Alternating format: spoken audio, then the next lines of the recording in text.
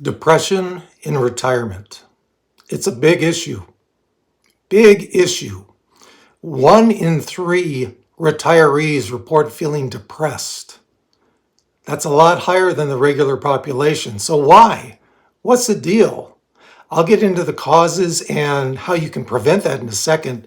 But overall, retirement can be seen for some people as a trigger event. What's a trigger event? I'll give you an explanation. I've dealt with depression and anxiety off and on throughout my life. The trigger event for me was when my parents got a divorce when I was 13. Before then, happy-go-lucky, outgoing, big extrovert. It completely changed my personality to where now I'm not an extreme introvert, but my personality definitely went down since I had that trigger event. Retirement for some people can be a trigger event.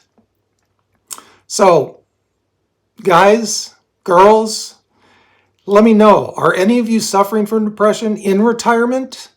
If not, great. Leave me your comments. Leave me what you feel is causing it for you. And also for you people that have not retired yet, some things to think about before you get into retirement so you can be more prepared. Okay? So, what are the causes? Why does retirement cause depression in some people? Well, number one, it's an emotional shock. What I was just talking about earlier about being a trigger. It's a complete emotional shock to the system. Whether it's good or whether it's bad, it's a shock. Your life has changed. You've gone from one part of your life to the second chapter. It's a huge change. It can't help but have some ramifications, positive and negative.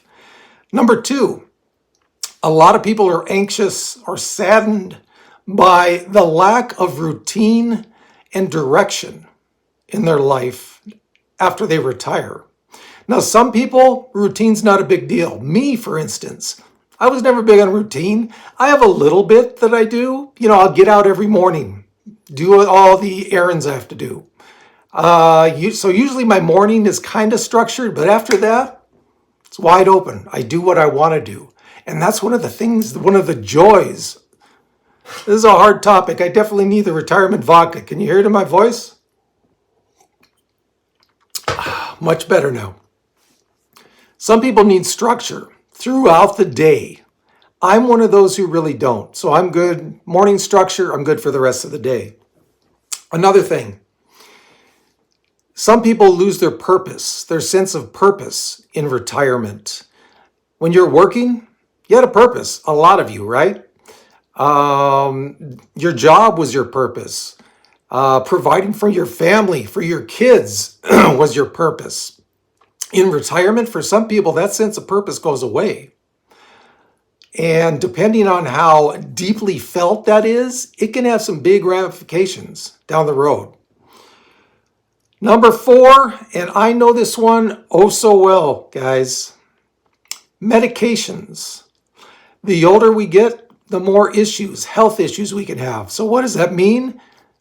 Do I sound like I'm 16 again? I don't know what's up with my voice this morning. Please forgive me. I'm struggling through this video. Medications can have a big effect on your moods. As I've told you guys off and on during these videos, when I was younger, especially working, I had an issue with sleep. And hey, for those of you for seeing me for the first time, my name is Duane, and this is a channel for retiring on moderate income. If you think you might like that, think about subscribing. One of the medications I tried to help with my sleep was Ambien. It worked, but even though I've suffered with depression off and on and anxiety throughout my life, I felt those were manageable. The depression I got from this Ambien, man, it sent me off the deep end. It took me a while to recover from that. Obviously, I got off of it. Took me a little while to get back to my normal mood. So medications, guys, before you take any medications, make sure you read a list of those side effects. In a lot of them, mood is part of the side effect, depression, anxiety. Be very careful with your medications. Another one that goes along with no purpose is loss of identity. For those people that had high-powered positions before, you get to retirement, a lot of people don't know what you did before. What is your identity? You'll be treated differently. Believe me, you will. Early retirement, normal retirement, doesn't matter. What is your identity now in retirement? For a lot of people, it doesn't matter. For me, it didn't matter. I didn't have a high-powered position. The people that do, and the people especially that have not retired yet and are in some of those high-powered positions, doctor, lawyer, CEO, just know that a lot of people you meet in retirement aren't going to know what you did before. You're just a normal guy or girl. That's how it is. Be prepared for that. It can be an issue for some people. Another one, once the newness has worn off of retirement, a lot of people have a lot of time to think. As I've mentioned before in this channel, a lot of time to think. So with that, will I have enough money to get through retirement? How will my health be? That can cause in some people depression. Now, obviously, depression has a lot of different levels, right? You could be mildly depressed or you could be clinically depressed. When you have a lot of time to think and are prone to negative thoughts in your head, it can be a big deal. That's why I mentioned in a recent video, if you are thinking about retiring early and you are single and you struggle with mental health, think twice about it. You have a lot of time to think what's going to be going through your head. And the last one I have for causes, before I get into how to prevent this, and this is an obvious one. The older you get, the chances of you losing a spouse increase dramatically. That's just a natural thing in life, whether you're retired, not retired.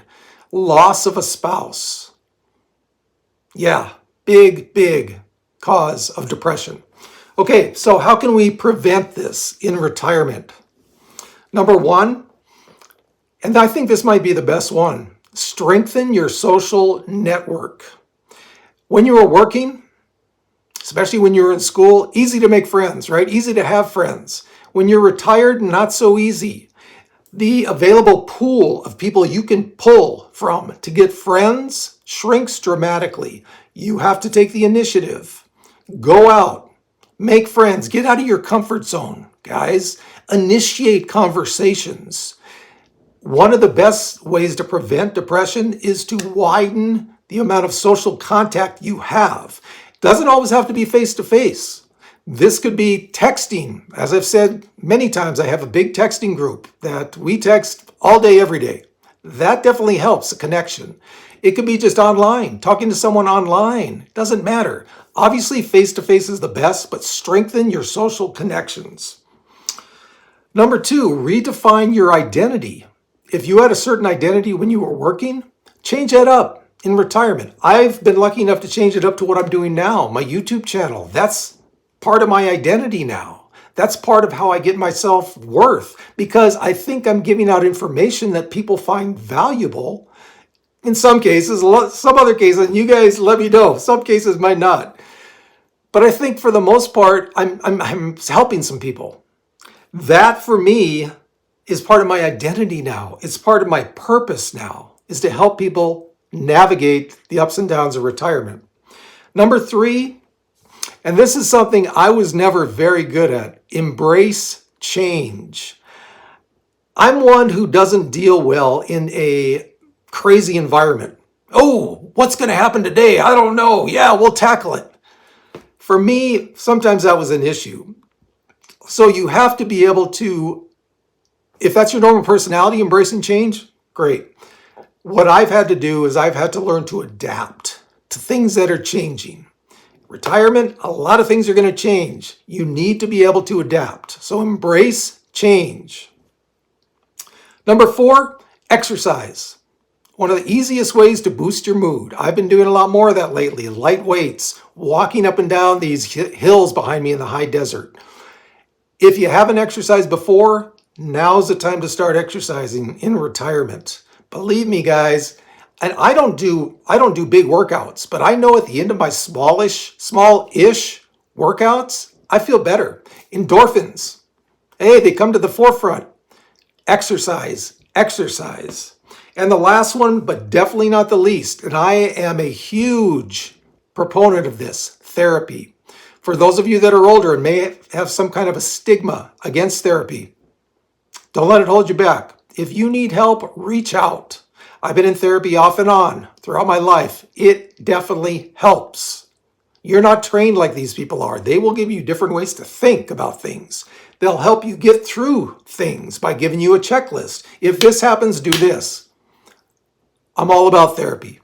So guys, there you go. Depression is pretty big in retirement. It doesn't have to be. Hopefully some of these points might help you. And as always, from the very scratchy 16-year-old voice, high desert, we got this.